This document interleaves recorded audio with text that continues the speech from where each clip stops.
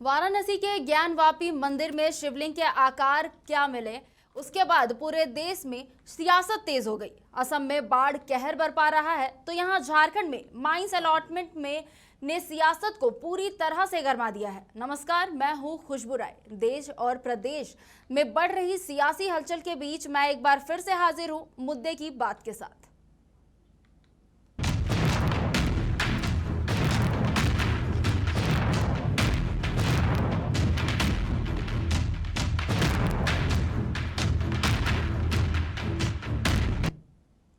देश इनका दूर है, परिवार इनका अलग है, लेकिन मजबूरी ऐसी कि सैकड़ों किलोमीटर दूर परदेश में रोजगार तलाश रहे हैं। इस बीच कई सवाल मन में घर कर जाते हैं कि आखिर ये मजबूरी पैसे और नौकरी की है, कहीं हमारी गिरती लेबर पॉलिसी का ये नतीजा तो नहीं।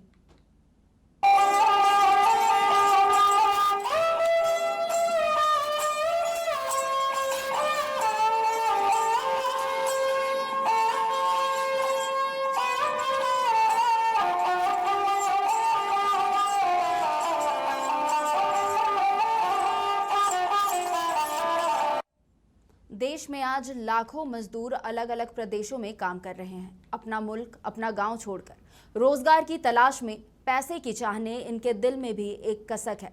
इनका घर, इनका गांव इनको अक्सर बुलाता है, कहता है घर आजा परदेसी। जैसे उड़ी जहाज को पंछी पुनी जहाज पे आवे, कबीर दास के दोहे का यही अर्थ है। दाने की तलाश में पक्षी दिन भर कितना भी घूमे, शाम को उसे अपना घोंसला याद आता ही है। इंसान शायद पक्षियों से अलग है, दाने की तलाश में वो भी निकलता है, यहाँ वहाँ वो भी घूमता है। भूल जाता तो बस अपना घोंसला, यानी अपनी जमीन जिसने उसे चलना सिखाया था। भागना तो उसने खुद सीख लिया। रोजगार ऐसी चीज है जिसके लिए इंसान घर बार छोड़ देता है ताकि अपना और अपने परिवार का पेट पाल सके। पेट पल जाता है, परिवार की जिम्मेदारी पूरी हो जाती है, पर छूट जाती है तो माटी की जिम्मेदारी। कोई इस मुल्क तो कोई उस मुल्क जाता है, कोई उस मुल्क का इस मुल्क आता है।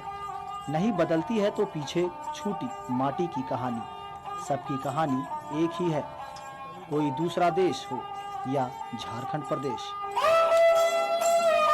कोई अपना मुल्क यूं ही नहीं छोड़ता, रोजगार की व्यवस्था मुल्क छोड़ने को मजबूर करती है। कोरोना काल ने तो इस बात को अच्छी तरह समझा दिया है। दूसरे मुल्क में जब रोजगार बंद हो गया तो अपना मुल्क याद आ गया। इसके लिए सैकड़ों किलोमीटर पैदल ही चल पड़े। ईश्वर हमें जन्म देता है, लेकिन जन्म के बाद जीवन एक चुनौती से कम नहीं। इस चुनौती को स्वीकार करते हुए लोग जो हैं अपने वतन से भी दरबदर हो जाते हैं।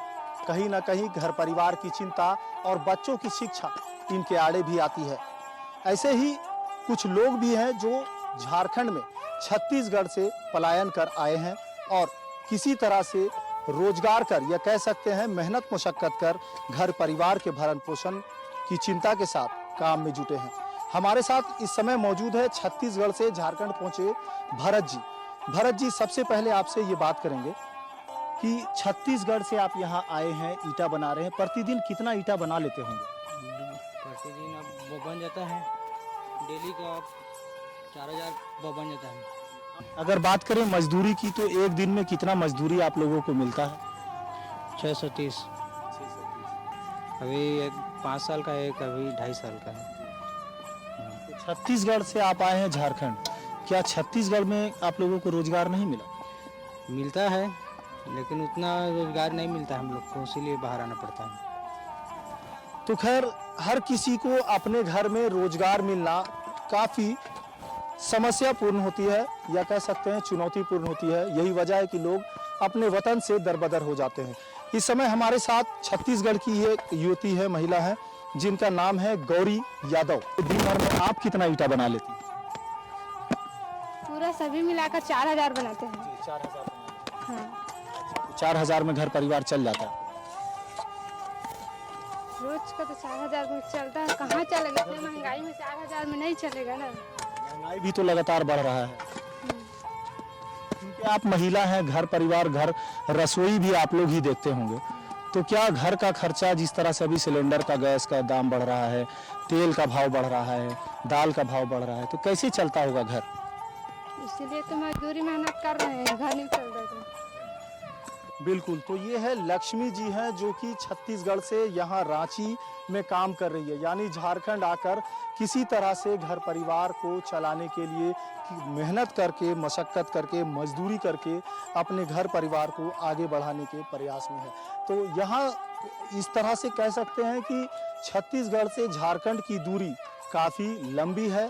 झारखंड के भी काफ़ी मजदूर जो हैं वो दूसरे राज्य में जाते हैं, पलायन करते हैं। सरकार हर किसी को, यानी हर हाथ को काम की बात करती है, सभी को रोजगार की बात करती है, बावजूद झारखंड में भी पलायन की सबसे बड़ी समस्या है और मजदूरों को इससे दो चार होना पड़ता है। कोरोना काल खत्म हुआ, अपने मुल्क में जब रोजगार नहीं मिला तो फिर दूसरे मुल्क चल पड़े जीने के लिए। जीने के लिए, बच्चों की शिक्षा के लिए रोजगार तो चाहिए ही। रोजगार अपने मुल्क में मिले या दूसरे मुल्क में मिले, पढ़ा लिखा इंसान अपने हिसाब से, अपनी शर्तों के हिसाब से रोजगार तलाशता है। मजदूर तो 2 जून की रोटी कमाने के लिए हाड़ तोड़ मेहनत करने को भी तैयार हो जाता है, क्योंकि उनकी सबसे बड़ी जरूरत परिवार को पालना है। क्या कितना मजदूरी मिलता है लगभग? 630 1000 में तो लगभग 2000 बना लेते हैं, तो 600 में मिलता है, साहब होता है। छत्तीसगढ़ से आए हैं आप, पूरे परिवार के साथ यहाँ रहती हैं? जी हाँ, मम्मी पापा घर में हैं। वो लोग क्या करते हैं? वो भी काम करते हैं? हाँ, खेती बाड़ी करते हैं लोग। घर परिवार चल जाता है यहाँ से जो मजदूरी मिलती है? हाँ, चल जाता है। तो कभी आपको ये मन नहीं लगा कि कभी एजुकेशन, सबसे पहले बात करेंगे कि पढ़ाई कहाँ तक किया आपने? 9 क्लास तक। और आगे की पढ़ाई? ओपन में डालने की सोच रही हूँ। कभी कह सकते हैं कि छत्तीसगढ़ हो, बंगाल हो, या फिर राज्य के बाहर के भी, कई दूसरे राज्य के भी जो मजदूर हैं वो किसी तरह से झारखंड में आकर मेहनत मशक्कत कर घर परिवार को चलाने के प्रयास में है। वहीं दूसरी ओर झारखंड के मजदूर भी जो हैं वो दूसरे राज्य पलायन को मजबूर हैं, क्योंकि यहाँ उन्हें पूरी तरह से रोजगार नसीब नहीं होती। भले ही राज्य सरकार लोगों को रोजगार, अंतिम व्यक्ति तक सुविधाएं, खास करके हर हाथ को काम की बात करती है, बावजूद मजदूरों के साथ ये समस्या बदस्तूर जारी है। कम हैसियत वाले मजदूर भी अपनी जिम्मेदारी खूब समझते हैं। काश सरकारें भी ऐसा समझ पाती। उनके ऊपर तो अपनी पूरी जनता की जिम्मेदारी होती है, इसलिए ये छोटी सी बात उन्हें भी समझनी होगी। जनता उनकी है तो व्यवस्था ऐसी बनाए कि रोजगार के लिए पलायन ना हो।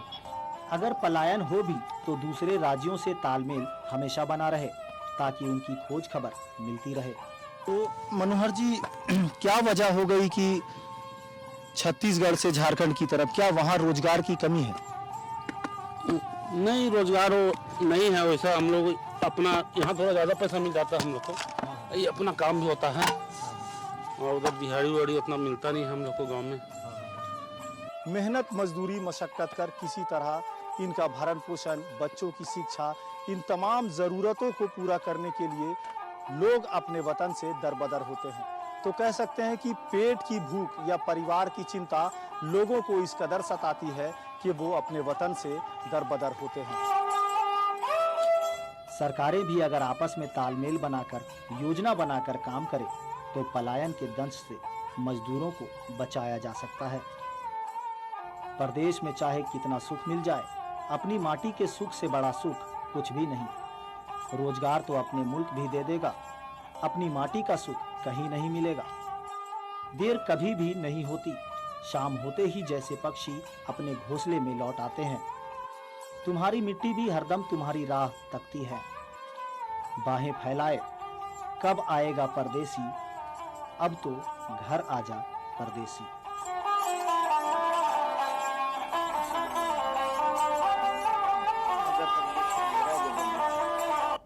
तो एक रिपोर्ट जिसने मजदूरों के दर्द को दिखाने और उनके तकलीफों को बयां करने की कोशिश की, पर शायद हमारे शब्द यहां पर भी कम पड़ गए। आज इसी मजबूरी की बात करेंगे कि आखिर ये दंश इन्हें हर बार क्यों झेलना पड़ रहा है। और इसी मुद्दे पर बात करने के लिए हमारे साथ हमारे पैनल पर मौजूद है सुशांतो दे और स्वाति शेख शिखा, जो कि एक सामाजिक कार्यकर्ता है। तो सबसे पहले आप दोनों का हमारे इस मुद्दे की बात में बहुत बहुत स्वागत है, स्वाति और सुशांतो। सबसे पहला सवाल मेरा ये रहेगा कि अभी अभी हमने आपको एक रिपोर्ट दिखाया, उस रिपोर्ट को देख करके आपको पता चला होगा कि कई ऐसे लोग हैं जो माइग्रेट कर जाते हैं, अपना घर बार छोड़ करके कहीं दूसरे देश दूसरे राज्य जाते हैं। क्या लगता है क्यों ऐसा हो रहा है? सबसे पहले स्वाति आपसे मेरा ये सवाल रहेगा।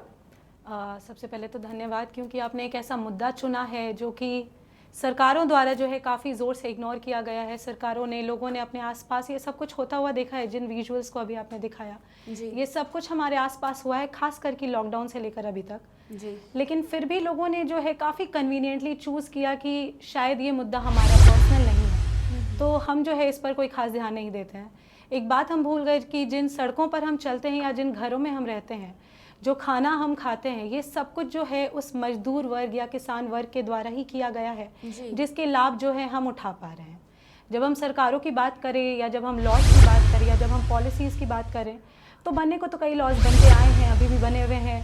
कॉलोनियल पीरियड हो या फिर आज़ादी की बात हो या फिर आने वाले साल में जो नए लेबर पॉलिसी की बात कर रहे हैं, लेकिन क्या इन पॉलिसीज़ को बनाते वक्त और उन्हें इम्प्लीमेंट करते वक्त जो मजदूर वर्ग है या जो प्रवासी शब्द हम इस्तेमाल करते आए हैं, उस वर्ग को इन्वॉल्व किया गया? क्या सच में ग्राउंड स्तर पर जाकर, ग्रास रूट स्तर पर, धरातल में जाकर ये देखा गया कि आखिर इन मजदूरों की गंभीरता और समस्या की गंभीरता क्या है? जब हम बात करते हैं घर आजा परदेसी की, तो हम उस परदेसी की बात यहाँ बिल्कुल नहीं कर रहे हैं जो अमेरिका जाकर या यूरोप जाकर पैसे कमा रहे हैं या कन्वीनियंटली रह रहे हैं। हम उन प्रवासियों की बात नहीं कर रहे हैं या उन इमिग्रेंट्स की बात नहीं कर रहे हैं जो शायद अपने साथ फ्लाइट पर कोरोना लेकर आए।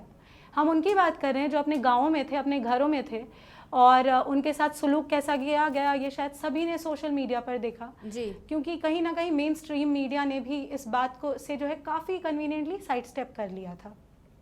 हमने देखा कि प्रवासी मजदूर हज़ारों किलोमीटर्स पैदल चले, हमने देखा कि प्रवासी मजदूर के बच्चे हज़ारों किलोमीटर्स पैदल चले, न जाने कितनी जानें खोई, न जाने कितने लोग जो हैं रेलवे ट्रैक्स पर उनके लाश, उनके शरीर पड़े हुए थे, न जाने कितनी ही महिलाएं, कितनी ही माताएं, कितने ही बच्चे जो हैं भूखे बिलखते किसी तरीके से या तो अपने घर पहुँचे या घर पहुँचने की आस में ही उन्होंने जो है अपनी जान गंवा दी। मगर बहुत ही शर्मनाक बात है एक देश के नाते कि जो देश कहता है कि हम किसानों का या मजदूरों का देश है जी, वो देश आज तक ये एक्नॉलेज नहीं कर पाया कि एग्जैक्ट कितनी जानें जो हैं हमने गंवाई उस अनप्लान्ड, उस स्ट्रिक्ट और स्ट्रिंजेंट लॉकडाउन के वजह से जी। न जाने कितने ही तरीके के हेल्थ इफ़ेक्ट्स पड़े, और भले 2 साल गुजर चुके हैं मगर इसके आफ्टर इफ़ेक्ट्स जो है वो मजदूर वर्ग और किसान वर्ग अब तक दंश इसका झेल ही रहा है, और महंगाई साथ ही साथ बढ़ती जा रही है। और अभी भी हम बात करें एक न्यू लेबर पॉलिसी की, लेकिन जो पहले से है, जो पॉलिसीज और जो लॉज पहले से इस पर भी बात करेंगे स्वाति हम आपसे। और इसी रिपोर्ट को लेकर के सुशांतो दे, आपका क्या कुछ कहना है? क्योंकि जैसे कि हमने दिखाया कि मजदूर इतने मजबूर है कि अपना घर परिवार हर कुछ छोड़कर रोजगार की तलाश में वो दूसरे राज्य चले जाते हैं और वहां पर जाकर के कमाते हैं ताकि उनका परिवार अच्छे से रह सके, अच्छे से उनकी जो जीवन यापन है वो हो सके। इस पर आप क्या कहेंगे? देखिए, सबसे बड़ी चीज़ है पूरे देश देख रही है, हमारी झारखंड देख रही है जी। अभी मनरेगा पर जो जांचें हो रही है वो उस पैसा इस मजदूर की जो बाहर 4 साल 8 साल 10 साल से बराबर जाते आते रहते हैं, ईंट भट्टों पर काम करते हैं, वो मनरेगा का पैसा अगर एक के घर से 20 करोड़ रुपया निकले तो इनको कहाँ मिलेंगे पैसा? वही मनरेगा का पैसा लूट के आज ईडी जांच कर रही है। ये सबसे बड़ी चीज है कि सरकार कितनी बड़ी दोषी है कि मनरेगा का पैसा एक आईएएस की पर्सनल के पास मिलते हैं जी। 18 करोड़ 20 करोड़, अभी तो 150 करोड़ सुनने में आ रहे हैं जी।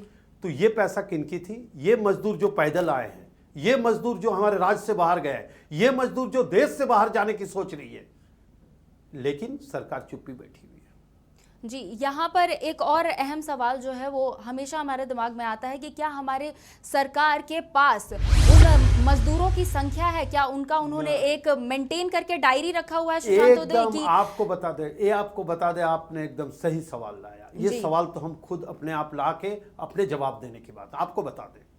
मनरेगा पर और ये जो कोरोना काल के बाद जी, आश्चर्य है, हमारे देश नहीं, हमारे राज्य को भी पता नहीं है कि हमारे यहाँ से कितने मजदूर दूसरे जिला पर, दूसरे राज्य पर काम कर रहे हैं। कोई आंकड़ा नहीं है। हमने देखा बहुत सारे मित्र इस पर जबरदस्त काम किए, कोरोना काल में एक जगह बैठ के काम किए, लेकिन सरकार नहीं बता पाए कि कितने मजदूर हमारे राज्य से दूसरे राज्य में गए हैं। ये बताने लायक नहीं है, वो समझ नहीं पा रहे हैं। हम लोग कोशिश करके बहुत सारे मजदूर को रांची लाएं। रांची के जो मजदूर थे वो कलकत्ता में पढ़े, उसका कोई हिसाब किताब नहीं। कई हजारों हजार मजदूर पड़े हुए।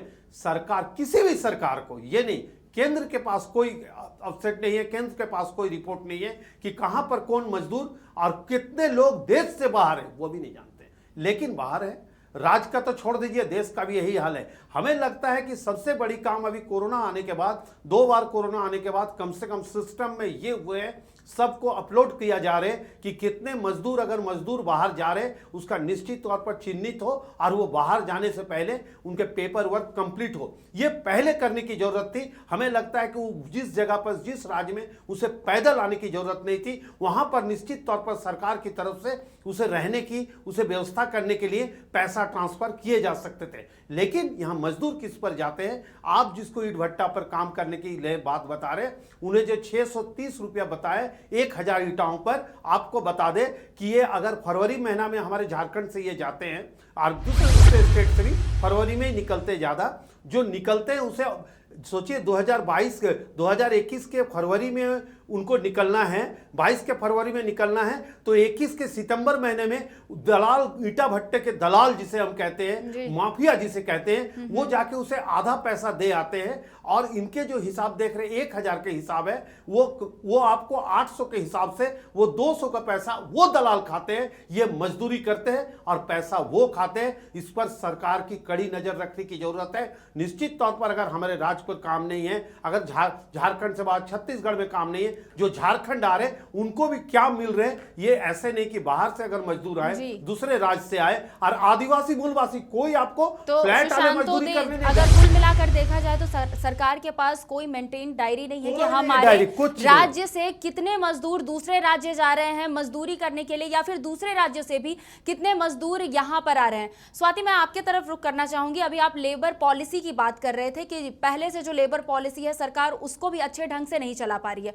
आप उस बात को पहले कंप्लीट करिए, फिर मैं आपसे और भी बातें करूंगी। बिल्कुल, एक्चुअली सुशांतो ने जो अभी बात कही है कि अब सरकार ने जो है ये शुरू किया है कि वो कार्ड्स बनवाएंगी, अनुबंधन करवाएंगे श्रमिकों का कि वो कहाँ बाहर जा रहे, कहाँ नहीं जा रहे। ये पहले हो जाना चाहिए था, लेकिन अब किया जा रहा है।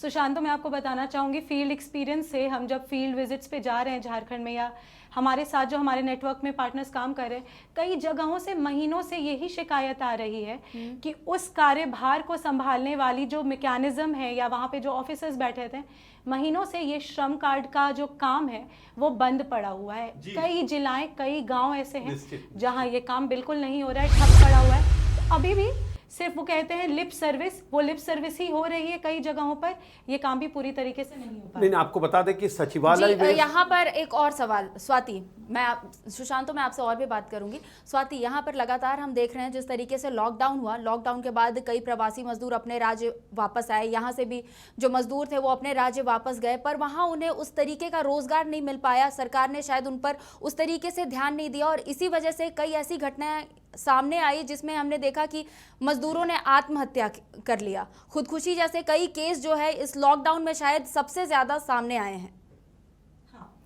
जो आपने अभी फैक्ट्स कहे हैं वो बिल्कुल सही हैं, और इसमें भी जो सबसे दुखद बात है वो यही है कि एक बार फिर से हमारे पास या सरकार के पास जो एग्जैक्ट डेटा नहीं है। जब आपने पूछा कि कितने प्रवासी मजदूर वापस आए, तो 9 से 10 लाख एक एस्टिमेट डेटा है फिलहाल, जो सरकार या कोई भी एनजीओ जो है प्रेजेंट करती है कि लॉकडाउन में कितने लोग वापस आए।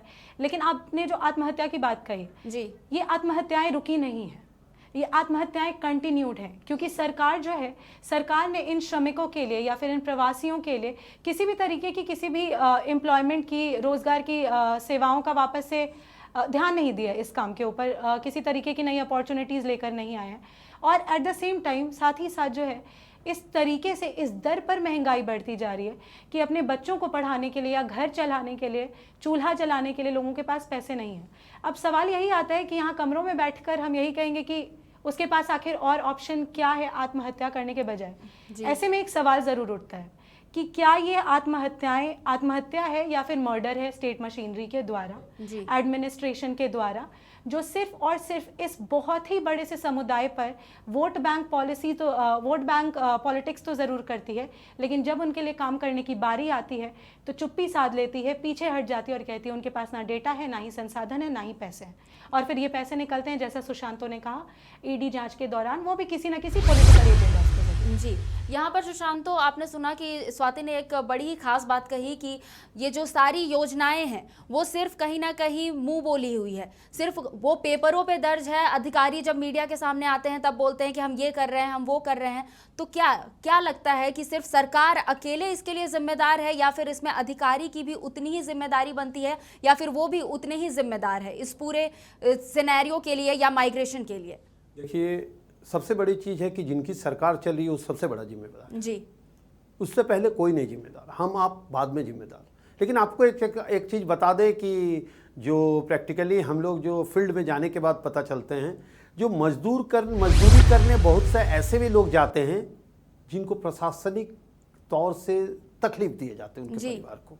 आपको बता दें, जिसको हम रूट जाने जा रहे हैं, हम नक्सल की तरफ जाने जा रहे हैं। जिस गांव में 10 से 12 बार, अगर सोचिए जनवरी फरवरी के अंदर अगर 10 से 12 बार सीआरपीएफ ने उस गांव में घुस के लोगों को अनजान में पीटा पीटी किया और किसी को अरेस्टिंग किया, तो क्या होते हैं कि गांव में खुट होते हैं हमारे यहाँ आदिवासी मूलवासियों पर, उनके परिवार रहते हैं, वो उनको पता है कि उनका बेटा असम गया है, तो उनको ना जाने के, उनको मजदूरी नहीं मिलने के कारण भी वो अपने भाई के पास उसको भेज देते हैं। और एक साथ ऐसे हजार लोग, नए नए बच्चे चले जाते हैं, एजुकेशन छोड़ के चले जाते हैं और जाके वहाँ पर काम में लग जाते हैं, उनको पैसा आने लगते तो उनकी आदत लग जाते हैं और उनका एजुकेशन ठप हो जाते हैं। लेकिन सरकार इस पर ध्यान नहीं देते हैं। इस सरकार क्या, पिछली सरकार को भी देखा जाए, यहाँ पर ना बोलने पर भी गोली मार दिए जाते हैं। और मारते हैं किसको? आदिवासी मूलवासियों को। कोई भी जनरल के आपको नहीं दिखेंगे जो काम करने वाले, बोलने वाले, लड़ने भिड़ने वाले को नहीं। इस तरह से होते हैं। सिर्फ हम अगर मजदूरी की बात करें कि सरकार मजदूरी पर फेल है, सरकार प्रशासनिक व्यवस्था पर भी फेल है, जांच नहीं करते, उस पर कार्रवाई नहीं होते। अगर कार्रवाई हो, हमें लगता सब रुक जाएंगे। जी, तो इस पर अभी हम और बात करेंगे। फिलहाल हम आपको बता दें कि रोजगार एक ऐसी समस्या है जिसका काला साया पूरे देश पर छाया हुआ है। इस मुद्दे पर और भी बातें होंगी। फिलहाल वक्त हो चला है एक छोटे से ब्रेक का। ब्रेक के बाद एक बार फिर से स्वागत है आपका, और बिना वक्त गवाए रुक करेंगे अपने पैनल की ओर और बात करेंगे अपने मुद्दे की। तो स्वाति और सुशांतो, जैसा कि हम बात कर रहे थे मजदूरी की और उस मजबूरी की, अच्छा, हम ऐसा अक्सर देखते हैं कि छोटी जगह के जो लोग हैं वो बड़ी जगह पर माइग्रेट करते हैं, सो दैट कि उनको एक अच्छा रोजगार मिल सके, उस रोजगार से उनकी अच्छी कमाई हो जिससे उनका घर परिवार चल सके। तो क्या लगता है कि छोटे जगह के लोगों, जो वहाँ छोटे जगह पर लोग रह रहे हैं, उनकी स्किल को वहाँ पर उस तरीके से पहचान नहीं मिल पा रही है जिस वजह से माइग्रेट उन्हें करना पड़ता है? क्योंकि स्किलफुल तो इंसान हर जगह पर है, हम झारखंड की बात करें, बिहार की बात करें या कोई भी प्रदेश की बात करें, स्किलफुल हर कोई है, लेकिन फिर भी वहाँ उनके स्किल को वो पहचान शायद नहीं मिल पाती है जिस वजह से उन्हें माइग्रेट करना पड़ता है कुछ बड़े शहरों में। स्वाति जी, दरअसल मैं कुछ केस स्टडीज़ का उदाहरण देकर जो है ये बातें कह पाऊंगी, क्योंकि ज़्यादातर अच्छी अंडरस्टैंडिंग तभी हो पाती है जब हम एग्जाम्पल या उदाहरण के तौर पे बात करते हैं। जी, खूंटी के गांव से जो है काफ़ी बड़े तादाद में जो है लोग, लड़कियां, एडोलेसेंट, किशोरियां जो है, ये दिल्ली या फिर फरीदाबाद या नोएडा या मुंबई, इन जगहों पर जाती हैं और घरेलू कामकाजियों के तौर पर ये काम करना शुरू करती हैं। सबसे पहली बात कि इनकी पढ़ाई वहीं ठप हो जाती है और रुक जाती है और छूट जाती है। अगर हम स्किल की भी बात करें तो स्किल से पहले तो बात आती है एजुकेशन की, पढ़ाई लिखाई की। और कई सारे छोटे छोटे गांव में आज भी जो है सरकारी स्कूल, एक बार फिर से सिर्फ लिप सर्विस के लिए, नाम मात्र के लिए हैं। स्कूल्स की दीवारें गिरी हुई हैं, बाउंड्रीज गिरे हुए हैं। स्कूल में 1 से 2 ही टीचर है जो क्लास 3 के बच्चे को ही पढ़ा रही हैं और वो क्लास 8 के बच्चे को भी पढ़ा रही हैं। कभी भी घंटी बज जाती है, कोई बच्चा जाकर खुद घंटी बजा देता है। तो जहाँ एजुकेशन ही नहीं है वहाँ पर आखिर कोई किसी भी तरीके के, जब हम स्किल्स को क्या कहते हैं, ऑर्गेनाइज और अनऑर्गेनाइज सेक्टर में ये कर देते हैं, डिवाइड कर देते हैं, जी। या फिर semi skilled labour, non skilled labour और स्किल्ड लेबर में को डिवाइड कर देते हैं, और जब किसी को पढ़ाई से ही वंचित कर देते हैं, और ये एक बहुत ही बड़ा सेक्शन है जिसे पढ़ाई से वंचित कर दिया गया है, तो आखिर उससे उस तरीके के वेल पेइंग जॉब्स में जगह कहाँ से मिलेगी। जी। अब बात करते हैं हम स्किल्स की। झारखंड की कई सारी ऐसी कल्चरल पहचान है जिसे इंटरनेशनल, अंतर्राष्ट्रीय और शायद राष्ट्रीय स्तर पर भी पहचान मिली है, लेकिन फिर भी जो है खुद अपने ही राज्य में इन चीज़ों का प्रमोशन पूरे तरीके से नहीं हो रहा है। अपने ही राज्य में लोगों को नहीं पता है कि आखिर सोहराय क्या है। अपने ही राज्य में लोगों को नहीं पता है कि कोई कहीं पर शायद ऑनलाइन ही, आज एक उदाहरण देते हैं हम आपको कि दोना पत्तल एक ऐसी चीज़ है जो कि झारखंड में घरों घरों में चलती आई है, लेकिन कुछ साल पहले जर्मन कंपनी है जिसने जो है दोना पत्तल पर पेटेंट डाल दिया। अब उसने पेटेंट डाल दिया, लेकिन यहाँ के लोग उसी दोना पत्तल को कुछ पैसों या कुछ रुपयों में ही बेचते हैं, बनाते हैं, और बहुत ही छोटा सा मार्जिन प्रॉफिट होता है। जी। अगर इसी काम में सरकार की तरफ से किसी भी प्रकार का सपोर्ट मिलता, स्किल डेवलपमेंट ट्रेनिंग होती, किसी भी तरीके का सपोर्ट सिस्टम मिलता लाइवलीहुड डेवलपमेंट के लिए, तो शायद इस पूरे चीज़ को एक स्ट्रक्चर्ड तरीके से किया जा सकता था।